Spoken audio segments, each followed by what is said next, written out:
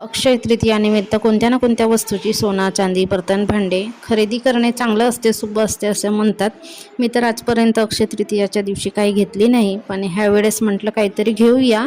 तर मी ह्या 2 मूर्त्या आणल्या, एक अन्नपूर्णाची एक गणपती बाप्पाची. आणि माझ्याकडे एक तांब्याची झारी होती आधीची, म्हणजे लग्नातच दिलेली होती ती. रुद्रांशने खेळून खेळून त्या झारीला खराब केला होता, तर ती झारी पलटी केली, तर त्याचे फक्त मला मिळाले 70 रुपये. आणि ती झारी नवीन झारी घेतली, ती झाली 180ची. नंतर कपड्यांची वगैरे खरेदी केली. एक नंदेसाठी नवरी आंबील, म्हणजे आमच्याकडे नवरी आंबील म्हणतात, तुमच्याकडे केडवण म्हणतात, त्याच्यासाठी म्हणून तिला साडी घेतली.